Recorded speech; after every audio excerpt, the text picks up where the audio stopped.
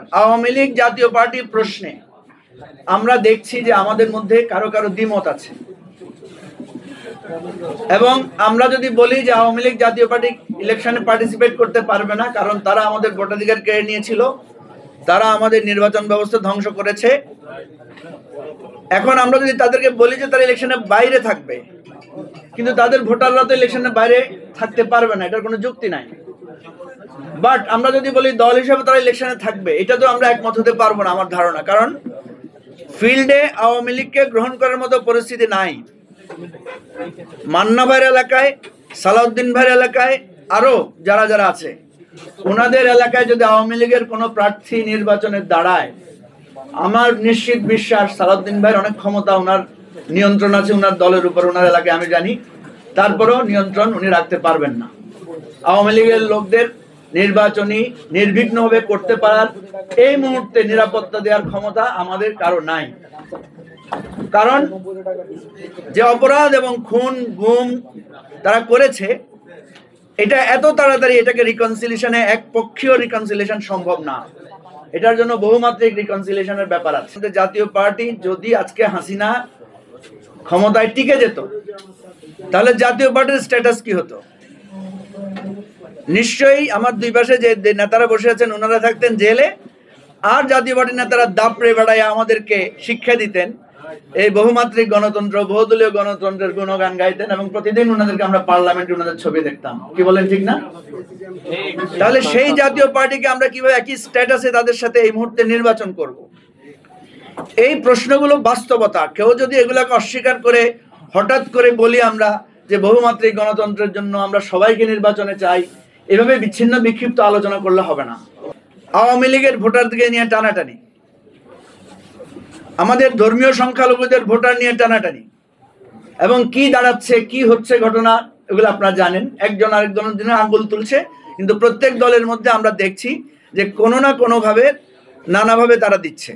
সেজন্য আমি প্রস্তাব দিয়েছিলাম এটা ওপেন করে দেন, যে সবাই যত পারেন আওয়ামী লীগের লোকদেরকে দলে ঢুকান, আওয়ামী লীগ বিভক্ত হোক, অসুবিধা নেই। কিন্তু সেটাও ওনারা করবেন না।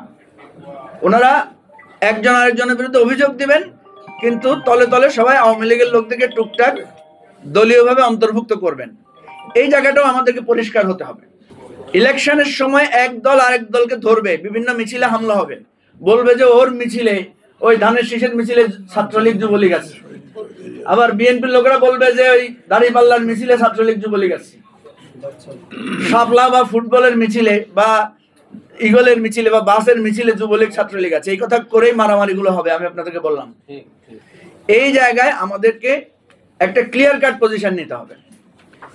পুলিশের ব্যাপারে আমরা স্পষ্ট করে বলেছি, পুলিশের পক্ষে এই নির্বাচন ফুললি, পুলিশ এবং আর্মির পক্ষে এটা নির্বাচন মেনটেন করা সম্ভব না। এর একটা উপায় হতে পারে, যেটা 91 সালে নির্বাচন হয়েছিল শাহাবুদ্দিন সাহেবের সময়, উনি লোকাল গ্রহণযোগ্য নিরপেক্ষ ব্যক্তিদেরকে নিয়ে কেন্দ্রভিত্তিক কমিটি করেছিলেন। এবারের আন্দোলনে আমরা দেখেছি আমাদের স্কুল ছাত্রদের, কিশোর ছাত্রদের একটা ভূমিকা ছিল, যাদেরকে আমরা জুম জেনারেশন বলছি।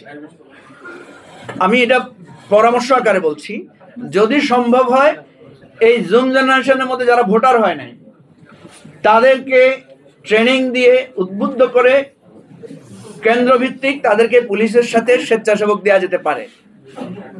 কারণ আমি দেখেছি আমাদের সন্তানেরা আমাদের সামনে দাঁড়িয়ে নিরপেক্ষ ভূমিকা রাখেন, বলেন না বাবা এটা এটা হতে পারে না, আমাদের সাথে ডিবেট করেন এই প্রজন্মের ছেলে মেয়েরা। আমি বলছি মারামারি গন্ডগোল দূর করার, এই পুলিশ দিয়ে নির্বাচন করা একটা সম্ভব যদি বিএনপি জামাত একজোট হয়ে ইলেকশন করে। ওনারা একজোট হয়ে ইলেকশন করবেন, আর আমরা বাকিরা যারা আছি তারা হয়তো আমরা একটা জোট নিয়ে ইলেকশন করব। মারামারি গন্ডগোল আমার বেশি আশঙ্কা বিএনপি জামাতেই হইতে পারে।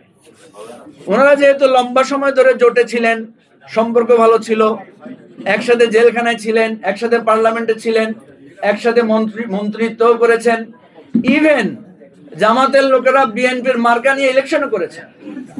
এত গভীর সম্পর্ক, আমি অনুরোধ করি এই জাতির স্বার্থে এইবার আবার সেই গভীর সম্পর্কটা ফিরে আনেন। অনেক সময় দেখা যায় তালাক হয়ে গেলে শেষ বয়সে আবার একটা মিলন ঘটে। তো জাতির স্বার্থে আপনারা একসাথে ইলেকশন করেন। হয়তো বলবেন যে বিরোধী দল কারা হবে, ভাই ভোটারদের উপর ছেড়ে দেন, তারা কাদেরকে বিরোধী দল বানায়। তো আমার এই ধরনের কথাগুলো বললাম আপনাদের চিন্তার খোরাকের জন্য। এবং ইলেকশনটা যদি ভালো হয় দেশটা সাস্টেইন করবে। আদার দেন বিএনপি ক্ষমতায় আসলে অন্যরা বলবে ভোটে কারচুপি হয়েছে। আবার অন্যদের যদি কেউ কেউ আশা করতেছে এখন যে তারা অনেক ক্ষমতায় চলে আসবে, তারা ক্ষমতায় আসলে আমি আরো বিপর্যয় দেখি। কেন দেখি? কারণ বিভেদ চরম আকার ধারণ করবে। অলরেডি বিভেদ শুরু হয়েছে।